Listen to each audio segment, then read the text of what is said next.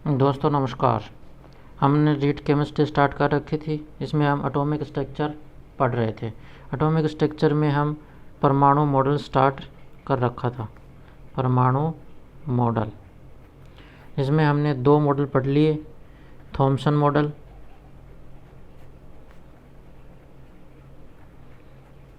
और Rutherford model.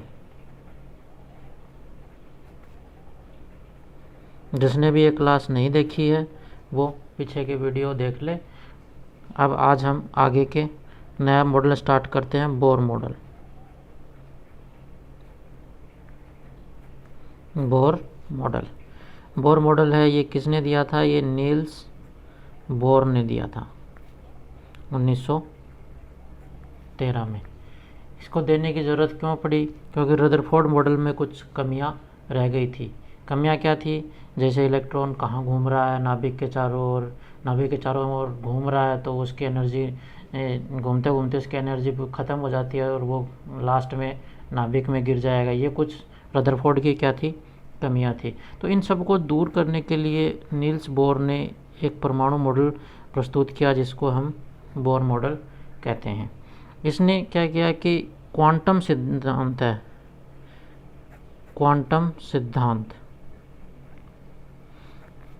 का सहारा लेकर बोर मॉडल दिया।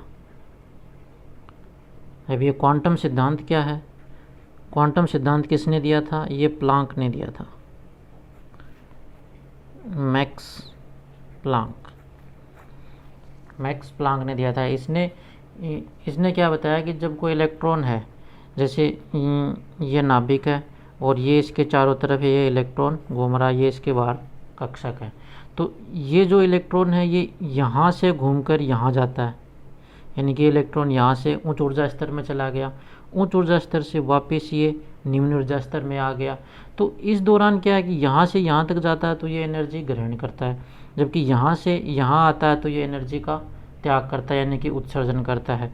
ये इलेक्ट्रॉन की एक स्थिति है, ग्राउंड स्टेट है। जब इसे बाहर से कुछ हम एनर्जी देते हैं तो एनर्जी ग्रहण करके ये उच्चतर ऊर्जा स्तर में चला जाता है, लेकिन ये इस एनर्जी को ज़्यादा देर तक रख नहीं सकता। ये अपनी पूरी प्रारंभिक स्टेज में आने की कोशिश करता है, स्थायी अवस्था में रहने की कोशिश करता है। जिससे क्या है कि ये इलेक्ट्रॉन जो बाहर से एक्स्ट्रा एनर्जी ग्रहण करता है उसका वो त्याग करता है। वो त्याग क्या करता है? वो क्वांटा के रूप में त्याग करता है। तो उसी क्वांटा यानी कि वो जो पैकेटों के रूप में करता है, जिससे प्लांक ने क्वांटा नाम दिया था।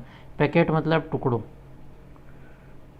टुकड़ों में उस एनर्जी को वो रिलीज करता है, जिसे प्लांक ने क्या कहा? क्वांटा कहा। तो यही क्या है? क्वांटम सिद्धांत है। इसी का इसने सहारा लेकर बोर मॉडल दिया। प्लांक के अनुसार कि इस डेल ई है, ई क्या है? ये इस इलेक्ट्रॉन, इस कक्षक की जो ऊर्जा है और इस कक्षक की जो ऊर्जा, यानी कि इसको हम E1 मान ले, इसको हम E2 मान ले, तो इनका जो अंतर है E2 माइनस E1, यही क्या है? डेल ई है। यही क्या जो क्वांटा है वो यही है, क्योंकि जो इन दोनों की ऊर्जा का जो अंतर है वही क्या है? क्वांटा है, डेल ई है, जो ऊर्जा का उत्सर्जन करता है। तो डेल ई बराबर एच न्यू होता है। न्यू बराबर होता है सी अपॉन लेमड़ा। सी क्या है? प्रकाश का वेग। लेमड़ा क्या है? तरंग दैर्ध्य। सी प्रकाश का वेग। मान क्या होता है इसका? 3 × 10⁸ मीटर पर सेकेंड। लेमड़ा तरंग दैर्ध्य, इसका मान 10⁻⁻10 मीटर या फिर 10⁸ सेंटीमीटर या 1 एंगस्ट्रॉम। ये इसका मान होता है। किसका? तरंग दैर्ध्य का ये मान, लेमड़ा का। एच क्या है? ये प्लांक कांस्टेंट है, प्लांक कांस्टेंट। इसका मान होता है 6.626 × 10⁻⁻34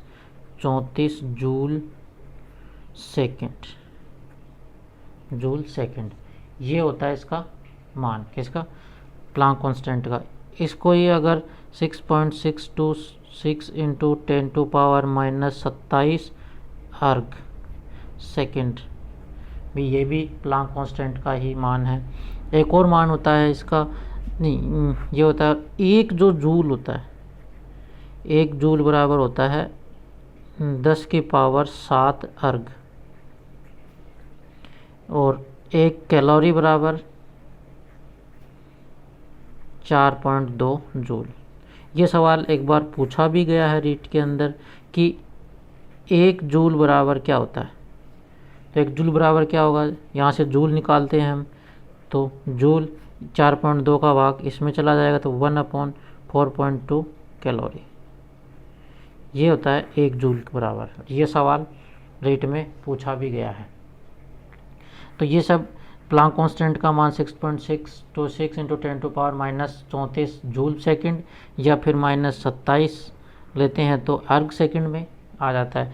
1 जूल बराबर होता है 10⁻7 अर्ग और 1 कैलोरी बराबर होता है 4.2 जूल। तो हम इसकी बात कर रहे थे। डेल ई बराबर एच न्यू, और जो न्यू है ये होता है C/λ, और 1 जो लेमड़ा होता है वो होता है आवर्ती, फ्रीक्वेंसी, ये आवर्ती। तो न्यू बराबर क्या रख सकते हैं हम, C न्यू आवर्ती, ये रख सकते हैं हम।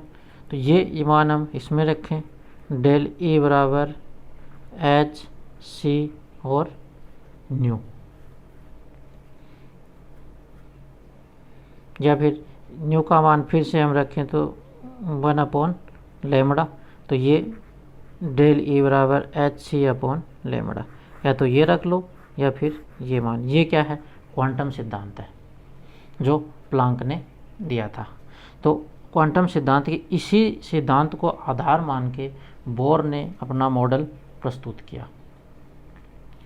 इसने क्या बताया कि जो इलेक्ट्रॉन है वो नाभिक के चारों ओर गोलाकार पथ में गमन करता है, नाभिक के चारों ओर गोलाकार पथ में गमन करता है, और उसी पथ को इसने क्या कहा, कक्ष कहा। कक्ष, कोश या कक्षक, इनके जो खोज का श्रेय है वो भी बोर को ही जाता है। यानी कि कक्ष, कोश और कक्षक जो भी है इसकी खोज किसने की थी, बोर ने। तो जो इलेक्ट्रॉन नाभिक के चारों ओर जिस वर्ताकार पथ में गमन करता है उसको बोर ने क्या कहा, कक्ष कहा था। बोर ने बताया कि जो नाभिक है या परमाणु है उसमें बहुत सारे क्या होते हैं, बहुत सारे कक्षक होते हैं, अनंत कक्षक होते हैं। कौन से कक्षक में इलेक्ट्रॉन गमन कर रहा है ये बताना थोड़ा मुश्किल होता है, लेकिन पूरे जो नाभिक है उसके चारों तरफ अनंत कक्षक होते हैं, जिसमें कक्ष होते हैं जिसमें इलेक्ट्रॉन गमन करता है। ये किसने बताया, ये बोर ने बताया कि इलेक्ट्रॉन है वो नाभिक के चारों ओर गमन करता है और वर्ताकार कक्षकों में गमन करता है, और जो वर्ताकार कक्षक हैं वो नाभिक के चारों ओर अनंत होते हैं, जिसको इसने क्या कहा था, कक्ष नाम दिया। जब इलेक्ट्रॉन नाभिक के चारों ओर घूमता है तो वह स्थायी कक्षा में घूमता है, और जब वो स्थायी कक्षा में घूमता है तो ऊर्जा का क्या करता है, ह्रास नहीं करता है। यानी कि जब वो स्थायी अवस्था में है, स्थायी अवस्था में वो चारों तरफ घूम रहा है तो वो ऊर्जा का ह्रास नहीं करता है। ऊर्जा का ह्रास तब करता है जब वो है निम्न ऊर्जा स्तर से कोई बाहरी क्षेत्र से, बाहरी स्रोत से क्या एनर्जी ले ले, और वो एनर्जी जब वो उच्च ऊर्जा स्तर में चला जाता है तो वहाँ उसका स्थायित्व खत्म हो जाता है, जिसकी वजह से वो अपना वापस स्थायित्व प्राप्त करने के लिए निम्न ऊर्जा स्तर में आ जाता है। और जब वो निम्न ऊर्जा स्तर में आता है तो वो कुछ एनर्जी ह्रास करता है, बल्कि वो जब जिस कक्षक में वो अगर वर्ताकार कक्षक में घूम रहा है तो वो अपनी एनर्जी का ह्रास नहीं करता। ये किसने बताया, बोर ने बताया। तो बोर ने जो बात बताई कि नाभिक है कि चारों तरफ इलेक्ट्रॉन है वो वर्ताकार कक्षा में घूमता है, जिसका नाम उसने कोश दिया। नाभिक के चारों ओर अनंत कोश होते हैं। जब इलेक्ट्रॉन अपने स्थायी कोश में गमन करता है तो ऊर्जा का ह्रास नहीं करता, जबकि वो उच्च ऊर्जा स्तर या निम्न ऊर्जा स्तर में जाता है तो ऊर्जा का अवशोषण या उत्सर्जन करता है, जो क्वांटम सिद्धांत के अनुसार क्या कहते हैं, उसको क्वांटा कहते हैं। यानी क्वांटा के रूप में वो ऊर्जा का उत्सर्जन और अवशोषण करता है। इसके आगे बोर ने कुछ अवधारणाएं दी, जिसका नाम बोर अवधारणा। इसने 3 अवधारणाएं दी। पहली अवधारणा दी कि जो वर्ताकार कक्षा में जो इलेक्ट्रॉन घूम रहा है, वर्ताकार कक्ष में जो इलेक्ट्रॉन घूमता है उस पर 2 बल कार्य करते हैं, 2 बल कार्य करते हैं। 2 बल कौन से कार्य करते हैं? पहला तो अपकेंद्रीय बल, अपकेंद्रीय बल जिसे बोलते हैं सेंट्रीफ्यूगल, एक तो अपकेंद्रीय बल। दूसरा जो करता है वो है अभिकेंद्रीय बल, अभिकेंद्रीय बल जिसे बोलते हैं सेंट्रीपिटल फोर्स। अपकेंद्रीय और अभिकेंद्रीय, जब एक ये मान लो एक नाभिक है, इसके चारों तरफ ये एक वर्ताकार कक्षक है और ये एक इलेक्ट्रॉन है जो इस कक्षक में गमन कर रहा है, तो इस पे 2 बल कार्य करते हैं। एक बल तो ये है जो नाभिक की तरफ इलेक्ट्रॉन को नाभिक की तरफ खींचता है, एक इलेक्ट्रॉन है जो इससे दूर भागने की कोशिश करता है, एक बल ये है जो नाभिक से इसको दूर ले जाने के लिए काम करता है। पहला ये जो दूर ले जाता है, जो इलेक्ट्रॉन को नाभिक से दूर ले जाता है, उसे तो बोलते हैं अपकेंद्रीय या सेंट्रीफ्यूगल बल, और जो नाभिक की तरफ खींचता है उसे बोलते हैं अभिकेंद्रीय बल। अपकेंद्रीय बल और अभिकेंद्रीय बल ऐसे याद रखो, जैसे इलेक्ट्रॉन को ऊपर की तरफ यानी कि अप जो कर रहा है ऊपर की तरफ लेके जा रहा है यानी कि अपकेंद्रीय बल, ये बाहर निकाल रहा है अपकेंद्रीय बल, और नाभिक की तरफ जो खींच रहा है वो अभिकेंद्रीय बल। यानी कि एक याद रखोगे दूसरे अपने आप याद आ जाएगा कि जो अप माने ऊपर होता ही है, जो ऊपर की तरफ धकेलता है यानी कि बाहर की तरफ निकालता है वो अपकेंद्रीय बल, जो अंदर की तरफ लेता है वो अभिकेंद्रीय बल। इन दोनों बलों का मान क्या होता है? अपकेंद्रीय बराबर अभिकेंद्रीय,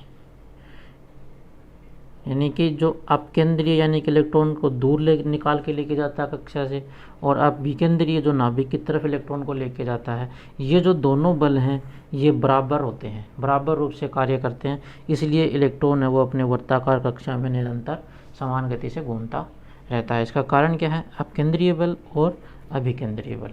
इन्हीं बलों की वजह से ये वर्ताकार कक्षा में घूमता रहता है, जिससे ना तो ये नाभिक में गिरता है और ना ही ये नाभिक से दूर भागता है, यानी कि अपने कक्षक को छोड़ के अलग भागता है। तो ये दोनों बल क्या है? इसके बराबर होते हैं। अपकेंद्रीय बल, जो अपकेंद्रीय बल होता है वो होता है mv² r, और अभिकेंद्रीय जो बल होता है वो होता है Ze² r²। जब ये दोनों बल बराबर होते हैं तो नीचे के नीचे r से एक r कटेगा, यानी कि बराबर कि एक साइड की बात करें तो ऊपर से नीचे कटेगा, और दोनों साइड में बात करें तो नीचे के नीचा ऊपर के ऊपर कटेगा, यानी कि mv² बराबर Ze² r। ये है इसकी प्रथम अवधारणा कि जब इलेक्ट्रॉन है वो वर्ताकार कक्षा में गमन करता है, इलेक्ट्रॉन वर्ताकार कक्षा में गमन करता है तो उसके ऊपर 2 बल कार्य करते हैं, अपकेंद्रीय और अभिकेंद्रीय बल। जब अपकेंद्रीय और अभिकेंद्रीय बल है उनका मान दोनों का बराबर होता है। अपकेंद्रीय बल होता है mv² r, अभिकेंद्रीय बल होता है Ze² r। ये क्या है? इलेक्ट्रॉन का द्रव्यमान, इलेक्ट्रॉन का आवेश है, और Z है परमाणु क्रमांक है। ये r है त्रिज्या या दूरी, जो नाभिक से जो दूरी है इलेक्ट्रॉन की वो r है। तो ये जो दोनों बल हैं ये दोनों का मान बराबर होता है, जिससे हम यहाँ mv² बराबर Ze², r से r कट गया तो mv² बराबर Ze² r। ये एक इसकी जो प्रथम अवधारणा है।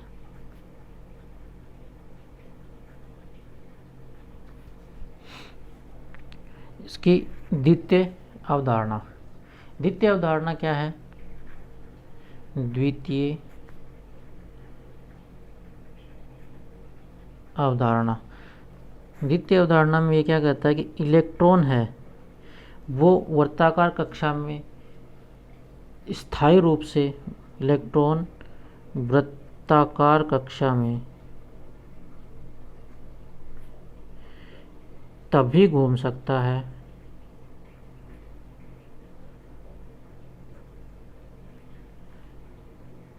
जब कोणीय संवेग का मान h/2π के पूर्ण गुणांक के बराबर हो। यानी कि जो इलेक्ट्रॉन है वो वर्ताकार कक्षा में तभी घूम सकता है जब जो कोणीय संवेग का मान है वो h/2π के बराबर हो। यानी कि कोणीय संवेग क्या होता है? mvr बराबर h/2π। इसको हम ऐसे लिख सकते हैं mvr बराबर n/2π। ये n क्या है? n का मान 1, 2, 3 या अनंत। n जो है ये इलेक्ट्रॉन की उपस्थिति बताता है कि कौन से कक्ष में इलेक्ट्रॉन उपस्थित है, फर्स्ट में है, सेकंड में है, तृतीय में या अनंत में है। तो ये n है वो इलेक्ट्रॉन की स्थिति को बताता है। तो ये क्या है? इसकी द्वितीय अवधारणा है। ये इसकी द्वितीय अवधारणा किसकी? बोर की। यानी कि पहली अवधारणा तो कि अपकेंद्रीय और अभिकेंद्रीय जो बल है उनका मान क्या समान होता है। द्वितीय अवधारणा की जो कोणीय संवेग का मान है वो nh/2π के मान के बराबर होता है।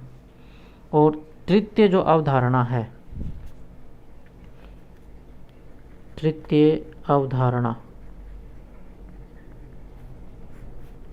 वो एनर्जी से, यानी कि डेल E बराबर E2 माइनस E1। यानी कि इलेक्ट्रॉन की जो एनर्जी है वो उच्च ऊर्जा स्तर में क्या है और निम्न ऊर्जा स्तर में क्या है। ये इसकी तृतीय अवधारणा है। यानी कि इसकी जो बोर की जो 3 अवधारणाएं हैं यही जो बोर मॉडल को प्रस्तुत करती हैं। तो बोर मॉडल ये है बोर मॉडल, जिसकी जो द्वितीय तृतीय अवधारणा के आधार पर इनका वेग, त्रिज्या व ऊर्जा, यानी कि इलेक्ट्रॉन का वेग, परमाणु की त्रिज्या और इलेक्ट्रॉन की ऊर्जा का मान है वो इन्हीं अवधारणा के आधार पर ज्ञात किया जाता है, जो हम नेक्स्ट क्लास में पढ़ेंगे। अभी बहुत लंबा हो जाएगा, अगली क्लास में पढ़ेंगे। तो ये बोर का एक इंट्रोडक्शन था। बोर ने क्या बताया? बोर ने बताया, बोर को ज़रूरत क्यों पड़ी? क्योंकि रदरफोर्ड के मॉडल में कुछ कमियां रह गई थी, उसके लिए इसने अपना बोर मॉडल प्रस्तुत करना पड़ा। बोर मॉडल 1913 में इसने प्रस्तुत किया, जो क्वांटम सिद्धांत पे आधारित था। क्वांटम सिद्धांत क्या कहता है कि इलेक्ट्रॉन जब उच्च ऊर्जा स्तर से निम्न ऊर्जा स्तर में आता है तो वो कुछ ऊर्जा का उत्सर्जन करता है, और वो ऊर्जा का उत्सर्जन किस में करता है? पैकेटों में या फिर टुकड़ों में करता है, जिसको उसने क्वांटा नाम दिया। किसने? प्लांक ने। तो प्लांक ने जो इसका जो सूत्र निकाला वो निकाला डेल E बराबर एच न्यू। तो जो न्यू होता है उसका वो होता है C/λ। लेमड़ा एक आवर्ती होती है जो लेमड़ा तरंग दैर्ध्य होता है, जो आवर्ती का व्युत्क्रम होता है। इसलिए आवर्ती बराबर क्या होता है? 1/λ। जो न्यू का मान निकलता है, जो न्यू का मान जब हम इस समीकरण में लिखते हैं तो हमें ये मान प्राप्त होता है, ये मान या फिर ये मान ये प्राप्त होता है। तो ये समीकरण किसने दी थी? प्लांक ने दी थी। इस समीकरण के आधार पर बोर ने अपना मॉडल दिया था। इसी सिद्धांत को उसने आधार मानते हुए अपना बोर मॉडल प्रस्तुत किया। उसने कुछ फैक्ट बताए कि जो नाभिक के चारों ओर जो इलेक्ट्रॉन है वो वर्ताकार कक्षा में घूमता है, जिसको उसने कक्ष नाम दिया। उसने बताया कि जो नाभिक के चारों तरफ हैं वो अनंत कोश होते हैं, अनंत कक्षक होते हैं। इलेक्ट्रॉन किसी भी कक्ष में घूम सकता है, और जिस कक्ष में घूमता है वो उसमें स्थायी भ्रमण करता है। जब वो घूमता है तो उसकी ऊर्जा का क्या है? ह्रास नहीं होता। जब वो बाहरी स्रोत से ऊर्जा लेता है तो वो उच्च ऊर्जा स्तर में चला जाता है, लेकिन वो अपने वापस स्थायित्व प्राप्त करने के लिए उस ऊर्जा का क्या है?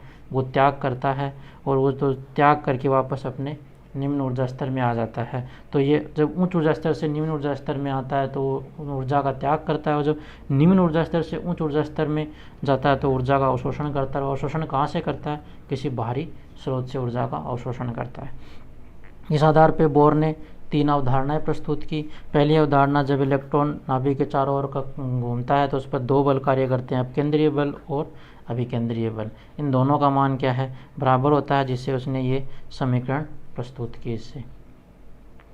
उसके बाद में जब द्वितीय अवधारणा, ये द्वितीय अवधारणा की इलेक्ट्रॉन तभी कक्षा में घूम सकता है जब उसका कोणीय संवेग का मान h/2π मान के बराबर होगा, अदरवाइज वो नहीं घूम सकता।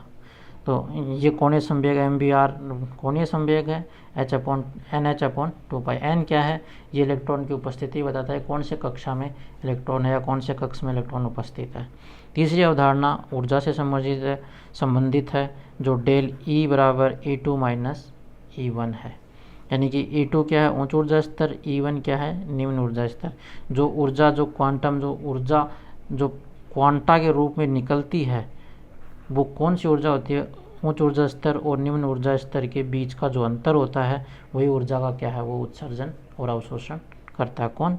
इलेक्ट्रॉन। आगे हम अध्ययन करेंगे वेग, त्रिज्या और ऊर्जा कैसे याद कर लेते हैं बोर के अनुसार इलेक्ट्रॉन की। तो ये हम नेक्स्ट क्लास में पढ़ेंगे। अब तक आपको कैसे लगी ये क्लास मुझे कमेंट बॉक्स में ज़रूर बताएं। और जो पीछे के रदरफोर्ड मॉडल, थॉमसन मॉडल ये नहीं पढ़े हैं तो आप पीछे क्लास देखें, उसके बाद ये देखें तो इससे ज़्यादा आपको समझ में आएगा। अपनी तैयारी ऐसे ही रेगुलर रखें। तब तक के लिए धन्यवाद।